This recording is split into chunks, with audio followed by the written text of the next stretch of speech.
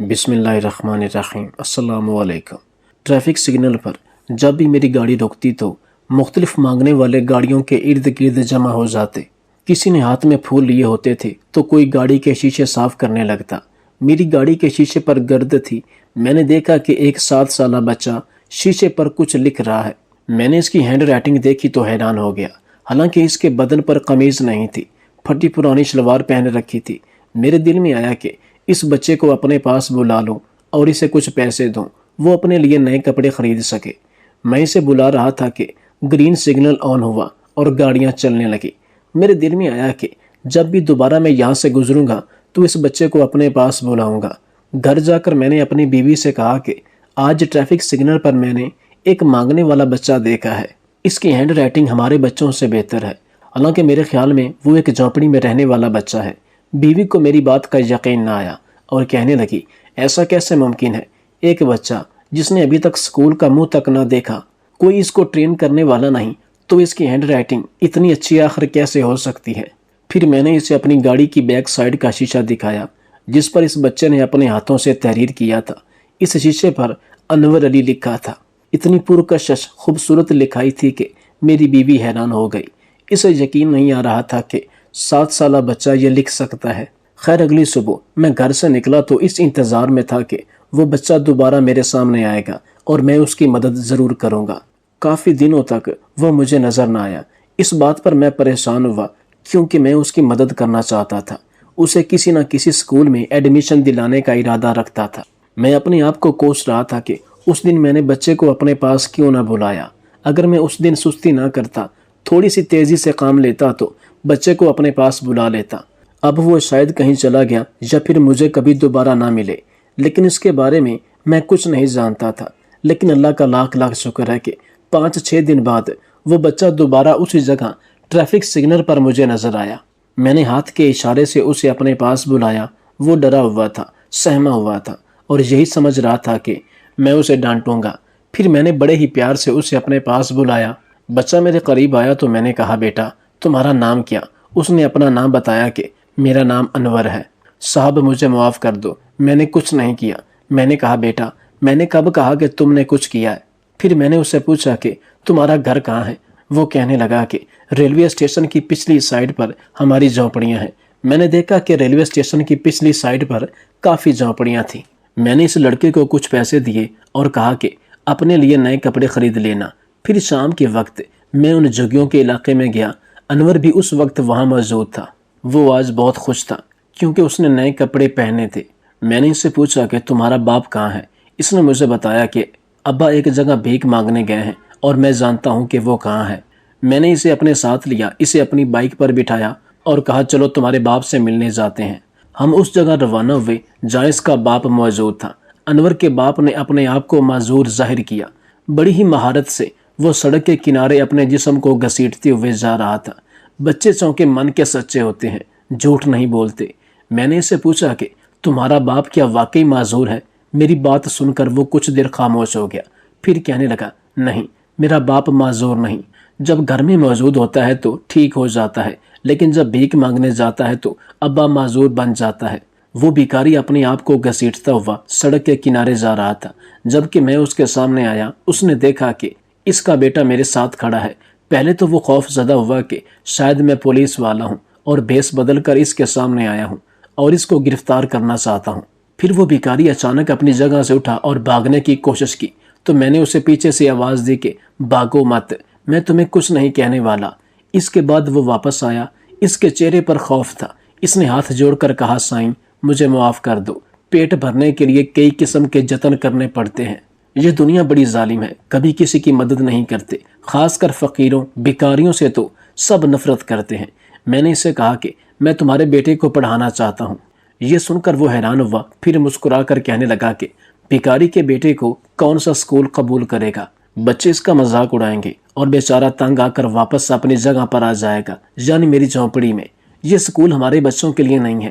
ہمارے نصیب میں بس در در کے دھکے کھانا ہے اور لوگوں کے سامنے ہاتھ پھیلانا ہے۔ میں نے اسے کہا، تمہیں اس بارے میں فکر مند ہونے کی ضرورت نہیں۔ میرا جاننے والا ٹیچر تھا جو ایک اچھے سے انگلش میڈیم اسکول میں پڑھاتا تھا۔ ایک دن میں نے اس سے ملاقات کی اور اسے کہا کہ یار ایک بچہ ہے، میں اسے اسی اسکول میں ایڈمیشن دلوانا چاہتا ہوں، فیس بھی میں ادا کروں گا، اور اس بچے کے لیے تمہارا اسکول مجھے سب سے بہترین نظر آ رہا ہے۔ اس نے مجھ سے پوچھا کہ بچہ کون ہے، تو میں نے اسے بتایا کہ وہ ایک فقیر کا بچہ ہے لیکن کافی ذہین ہے۔ یہ سن کر ٹیچر تھوڑی دیر خاموش رہا، پھر کہنے لگا ایسا کرو، اس بچے کو اپنے ساتھ لے آؤ اور اسکول کے پرنسپل سے بات کرو، اگر وہ رضامند ہو گیا تو اسی دن بچے کا ایڈمیشن اسکول میں ہو جائے گا۔ میں نے اپنے دوست سے پوچھا کہ کیا تمہیں شک ہے کہ پرنسپل صاحب اس بات کے لیے رضامند نہیں ہوگا کہ ایک بھکاری کا بیٹا اس کے اسکول میں پڑھے؟ اس پر وہ کہنے لگا یار یہ ایک اسکول نہیں بلکہ برانڈ ہے، یہ برانڈ شہر کا سب سے بہترین اسکول ہے۔ مجھے شک ہے کہ شاید پرنسپل صاحب کو اس بات پر اعتراض ہو، لیکن کوشش کرنے میں کیا برائی ہے، تم کل ہی بچے کو لے کر آ جانا، میں بھی اپنی طرف سے اس کی سفارش کروں گا۔ دوسرے دن میں انور کو لے کر اپنے ساتھ گیا۔ اسکول کو دیکھ کر انور کی آنکھیں پھٹی کی پھٹی رہ گئیں، کیونکہ اس نے زندگی میں کبھی اسکول نہیں دیکھا تھا۔ وہ تو ابھی تک گلیوں اور سڑکوں کی خاک چھان رہا تھا۔ میں پرنسپل کے آفس میں گیا، میرا دوست منیر بھی میرے ساتھ تھا۔ میں نے پرنسپل صاحب سے کہا کہ میں بچے کو آپ کے اسکول میں ایڈمیشن دلوانا چاہتا ہوں، جس پر پرنسپل صاحب خوش ہوئے۔ اس نے مجھے ویلکم کیا اور کہا کہ ہمیں اس بات کی خوشی ہے کہ آپ کا بیٹا ہمارے اسکول میں پڑھے گا۔ میں نے پرنسپل صاحب سے کہا کہ یہ میرا بیٹا نہیں ہے، لیکن اپنے بیٹے سے کم بھی نہیں، کافی ذہین لڑکا ہے۔ وہ مجھ سے پوچھنے لگا کہ اس کا باپ کہاں ہے؟ میں نے کہا کہ اس کا باپ فقیر ہے اور وہ جھونپڑی میں رہتا ہے۔ اس پر پرنسپل صاحب کے چہرے کا رنگ اڑ گیا۔ وہ کچھ دیر خاموش رہے، پھر مجھ سے کہنے لگے کہ صدیق صاحب آپ بھی عجیب باتیں کرتے ہیں، اگر ہمارے اسکول میں بھکاری کا بچہ پڑھے گا تب ہمارے لیے کئی مسائل بنیں گے، ہمارے لیے بھی بنیں گے اور اس بچے کے لیے بھی۔ میں نے پرنسپل صاحب سے پوچھا کہ کس طرح کے مسائل ہیں، جس پر وہ مجھ سے کہنے لگا کہ دیکھیں صدیق صاحب، بات صاف ہے، ہمارے اسکول میں بڑے بڑے گھرانوں کے بچے پڑھنے آتے ہیں، ان کے ڈرائیور بڑی بڑی گاڑیوں میں بچوں کو چھوڑ کر جاتے ہیں۔ ان حالات میں جب بچوں کو پتہ چلے گا کہ یہ لڑکا بھکاری کا بیٹا ہے تو سب اس کا مذاق اڑائیں گے اور اس بچے کا اس اسکول میں سروائیو کرنا کافی مشکل ہو جائے گا۔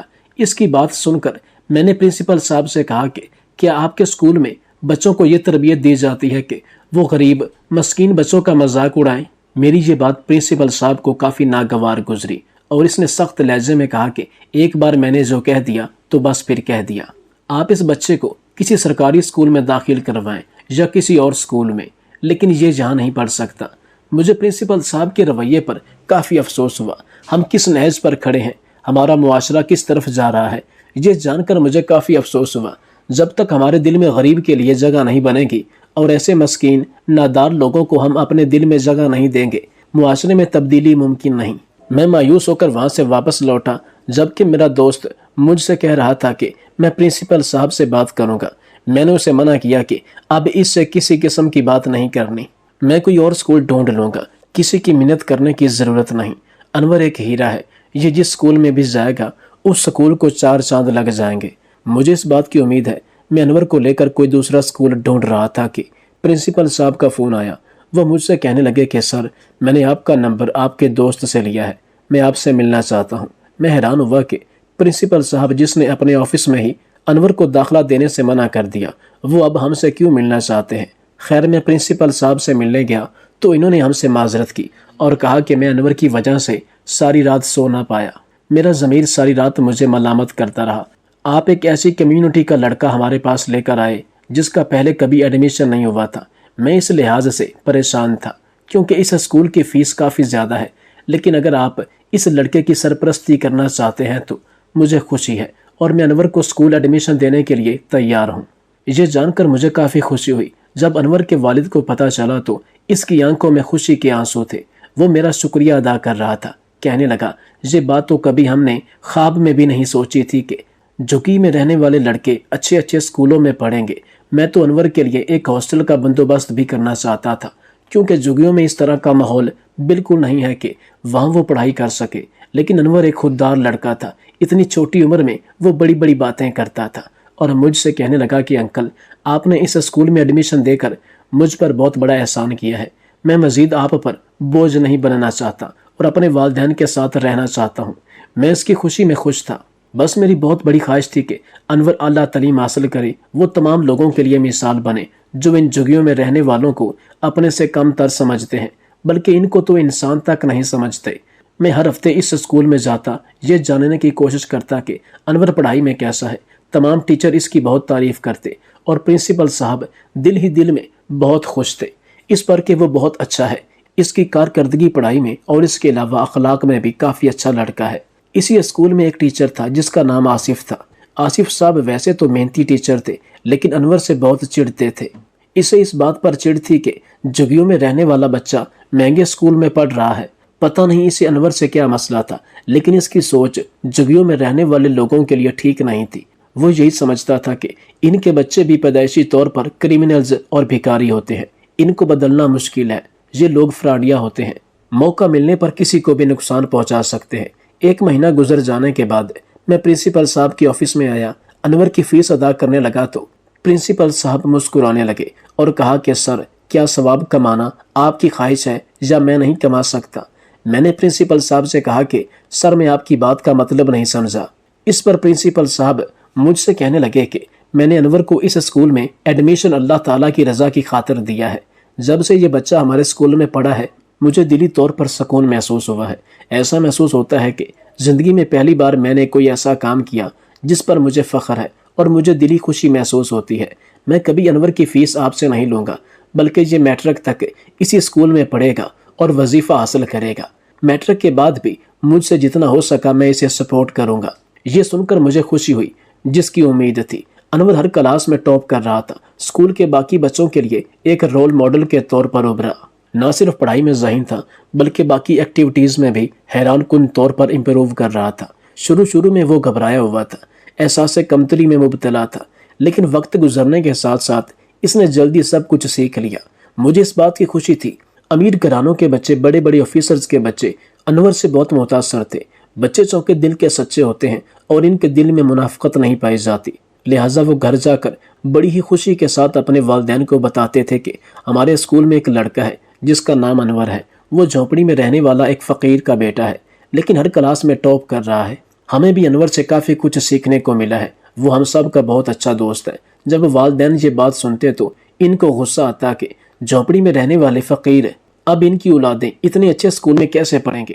وہ اپنے بچوں کو منع کرتے کہ کسی صورت اس لڑکے سے دوستی نہیں کرنی، بلکہ اس کے قریب جانے کی کوشش بھی نہیں کرنی، یہ لوگ بڑے خطرناک ہوتے ہیں۔ بچے اپنے والدین سے یہی پوچھتے کہ ہمیں تو انور میں ایسی کوئی بات نظر نہیں آئی، تو آپ ایسا کیوں کہتے ہیں؟ وہ تو بہت اچھا لڑکا ہے۔ وہ اپنے بچوں کو ڈانٹتے اور کہتے ہم نے جیسا کہا بس ویسا کرنا ہے اور اس سے دور رہنا۔ پھر ایک ایک کر کے وہ پرنسپل صاحب کے پاس آئے اور ان سے کہا کہ یہ آپ نے کیا کیا؟ آپ نے اسکول میں ایسے بچے کو ایڈمیشن دیا جس کا والد سڑکوں پر بھیک مانگتا ہے، ہمیں آپ سے یہ امید نہیں تھی۔ انہوں نے پرنسپل صاحب سے اس بات کا مطالبہ کیا کہ آپ اس بچے کو اسکول سے نکالیں، جس پر پرنسپل صاحب نے انکار کیا۔ انہوں نے پرنسپل صاحب کو یہ دھمکی بھی دی کہ اگر آپ نے اس لڑکے کو اسکول سے نہ نکالا تو ہم اپنے بچوں کو آپ کے اسکول سے ود ڈرا کروا لیں گے، جس پر پرنسپل صاحب نے کہا کہ اگر اس اسکول کے تمام بچے ود ڈرا ہو جائیں اور اکیلا انور اس اسکول میں پڑھے تب بھی یہ میرے لیے گھاٹے کا سودا نہیں اور مجھے اس بات پر ملال نہیں ہوگا۔ میں چاہ کر بھی انور کو اسکول سے ود ڈرا نہیں کروا سکتا، اور وہ بھی اپنے بچوں کو اسکول سے نکالنے والے نہیں تھے کیونکہ پورے اس علاقے میں اس اسٹینڈرڈ کا کوئی دوسرا اسکول نہیں تھا، لہٰذا وہ مجبور تھے اور کوئی آپشن دوسرا ان کے پاس نہیں تھا۔ ہر کلاس میں انور ٹاپ کرتا ہوا میٹرک میں پہنچا تو میٹرک کا انچارج تو آصف تھا، اور آصف اس اسکول کا واحد ٹیچر تھا جو انور کی شکل تک دیکھنا پسند نہیں کرتا تھا۔ وہ بہت تنگ دل انسان تھا، باتوں ہی باتوں میں وہ انور پر طنز بھی کرتا تھا، اسے ڈی ویلیو کرنے کی بھی کوشش کرتا۔ انور ایک ادب کرنے والا بچہ تھا، وہ کسی صورت اپنے استاد کے خلاف نہیں جا سکتا تھا اور کبھی بھی اپنے ٹیچر کو کوئی غلط جواب نہ دیا۔ الائٹ کلاس کے لوگوں نے باہم میٹنگ کی اور کہا کہ ہمارے لیے یہ مر جانے کا مقام ہے کہ بھکاری کا بچہ ہمارے بچوں کو مات دے رہا ہے، اس طرح تو ہماری عزت خاک میں مل جائے گی۔ اب وہ میٹرک میں پہنچ چکا ہے، اگر کسی طرح بھی اس نے میٹرک کا ایگزام دیا تو وہ ٹاپ کرے گا اور ہماری عزت کا جنازہ نکل جائے گا۔ اپنے بچوں کی تعلیم پر لاکھوں خرچ کر رہے ہیں، اسکول کے علاوہ مہنگی ٹیوشن بھی پڑھاتے ہیں، مگر اس کے باوجود بھکاری کا بچہ ان کو مات دے رہا ہے۔ اس بچے کو کسی نہ کسی طرح اس اسکول سے نکالنا پڑے گا اور میٹرک کا ایگزام دینے سے روکنا پڑے گا۔ انہیں اس بات کا علم تھا کہ اسی اسکول کا ٹیچر آصف بھی انور سے نفرت کرتا ہے۔ سب نے مل کر آصف سے ملاقات کی اور کہا کہ ہم چاہتے ہیں کہ یہ بچہ میٹرک کا ایگزام نہ دے پائے بلکہ اس سکول سے اس کا نام خارج ہو جائے، کیونکہ گندگی کے ڈھیر پر ہی اچھی لگتی ہے۔ آصف نے جب ایسے خیالات سنے تو خوش ہوا اور کہنے لگا، میں بھی یہی چاہتا ہوں، اور آپ لوگوں نے تو میرے دل کی بات کہی۔ انہوں نے آصف کو 20 لاکھ روپے دیے اور کہا کہ کسی طرح بھی اس بچے کو اس اسکول سے چلتا کرو۔ آصف صاحب جو کہ اس اسکول سے 50,000 تنخواہ لیتے تھے، ایک ساتھ اتنے پیسے دیکھے تو حیران ہوا اور کہا، ٹھیک ہے، میں آپ لوگوں سے وعدہ کرتا ہوں کہ ہفتے کے اندر یہ بچہ اس اسکول میں نظر نہیں آئے گا۔ پھر بڑی ہی چالاکی سے اس نے انور کے اسکول بیگ میں نشہ آور پیکٹ رکھوائے اور پھر پرنسپل صاحب سے انور کی شکایت کرتے ہوئے کہا کہ یہ لڑکا نشہ کرتا ہے۔ مجھے پہلے ہی اس کے خلاف کافی شکایات موصول ہوئی تھیں۔ پرنسپل صاحب کو اس بات کا یقین نہ آیا تو آصف نے تمام ٹیچرز کے سامنے اس بات کا دعویٰ کیا کہ آپ کی موجودگی میں ہم اس کے اسکول بیگ کی تلاشی لیں گے۔ اگر انور کے بیگ سے نشہ آور منشیات برآمد نہ ہوئی تو اگلے 6 ماہ کی تنخواہ میں نہیں لوں گا۔ یہ بہت بڑا دعویٰ تھا جو آصف نے کیا۔ تمام ٹیچرز کی موجودگی میں انور کے بیگ کی تلاشی لی گئی اور انور بیچارہ پریشان تھا کہ میرے ساتھ کیا ہو رہا ہے، سارے ٹیچر میرے بیگ کی تلاشی کیوں لے رہے ہیں۔ بیگ میں سے منشیات کے پیکٹ برآمد ہوئے تو سب کے چہرے کے رنگ اڑنے لگے اور اس کے ساتھ ساتھ انور بھی پریشان ہونے لگا۔ انور نے کہا کہ یہ پیکٹ میرے نہیں، لیکن پرنسپل نے اس کی ایک نہ سنی۔ پرنسپل نے تو یہاں تک کہہ دیا کہ تو احسان فراموش ہے اور اب اس اسکول میں مجھے 1 منٹ بھی نظر نہیں آنا چاہیے، ورنہ مجھ سے برا نہیں ہوگا۔ انور کا نام اسکول سے خارج ہوا اور وہ روتا ہوا اپنے گھر آیا۔ میرے دوست نے مجھے بتایا کہ انور کے بیگ سے منشیات برآمد ہوئی۔ یہ جان کر مجھے حیرت ہوئی۔ میں نے انور سے ملاقات کی تو اس نے قسم اٹھا کر کہا کہ میں نہیں جانتا کہ میرے بیگ میں وہ پیکٹ کیسے آئے۔ میٹرک کے امتحانات قریب تھے اور اسی اسکول سے انور کا ایڈمیشن ہونا تھا امتحان کے لیے، لیکن چونکہ اس کا نام اسکول سے خارج ہو چکا تھا لہٰذا اب میٹرک کے ایگزام میں اپیئر ہونا اس کے لیے ناممکن تھا۔ میں خود پرنسپل صاحب سے ملا لیکن اس کے تیور بدل چکے تھے، میری بات سننے کو تیار نہیں تھا۔ آصف صاحب آج بہت خوش تھے کیونکہ کافی رقم ملی تھی، مگر بیوی کی طرف سے کال آئی کہ جلدی سے گھر آؤ، ہم تباہ ہو گئے۔ جب وہ گھر پہنچا تو اس کے اکلوتے بیٹے کو کرنٹ لگا تھا، اس کے منہ سے جھاگ نکل رہی تھی۔ لڑکے کو اسپتال منتقل کیا گیا اور معجزانہ طور پر اس کی جان بچی۔ یہ آصف صاحب کے لیے ایک اشارہ تھا قدرت کی طرف سے کہ کسی بھی غریب اور لاچار کا حق نہیں مارنا چاہیے۔ وہ بھاگتا ہوا ریلوے اسٹیشن کی دوسری سائڈ پر آیا، بھکاری سے کہا کہ تمہارا بیٹا کہاں ہے؟ فقیر نے روتے ہوئے کہا کہ وہ یہاں سے چلا گیا جہاں سے ہونا چاہیے۔ ہماری قسمت میں اچھے اسکول کہاں اور تعلیم کہاں؟ نسل در نسل بھیک مانگنا ہماری قسمت میں ہے۔ وہ فلاں ٹریفک سگنل میں بھیک مانگ رہا ہے۔ آصف صاحب کے ہاتھ پاؤں پھولے ہوئے تھے اور وہ بھاگتا ہوا بتائے گئے پتہ پر پہنچا۔ انور وہاں کاسا لے کر بیٹھا تھا۔ آصف نے اس بچے کو وہاں سے اٹھایا، گلے سے لگایا اور سیدھا پرنسپل صاحب کے پاس پہنچا۔ ساری حقیقت پرنسپل صاحب کو بتائی اور 20 لاکھ ان لوگوں کو واپس کیے جنہوں نے انور کے خلاف منصوبہ بنایا تھا۔ انور کا اسکول میں دوبارہ ایڈمیشن ہوا اور وہی ہوا جس کی امید تھی۔ انور نے میٹرک میں نہ صرف ضلع میں بلکہ بورڈ میں پہلی پوزیشن حاصل کی۔ ان تمام لوگوں کے لیے ایک مثال بن کر سامنے آیا۔ جن کو زمانے میں ٹھکرایا جاتا ہے، ان کو حقارت کی نظر سے دیکھا جاتا ہے، اللہ تعالیٰ نے ہر انسان کو قابلیت سے نوازا ہے۔ بس یہ اللہ تعالیٰ کی مصلحت ہے کہ کسی کو زیادہ رزق دے کر آزماتا ہے اور کسی کو کم رزق دے کر اس کی آزمائش کرتا ہے۔ دونوں صورتوں میں ہمیں اللہ تعالیٰ کا شکر ادا کرنا چاہیے۔ اللہ تعالیٰ نے جس شخص کے نصیب میں جو لکھ دیا ہے وہ اسے ہر حال میں مل کر رہتا ہے، دنیا والے چاہے لاکھ رکاوٹیں اور ہزاروں کوششیں کر لیں۔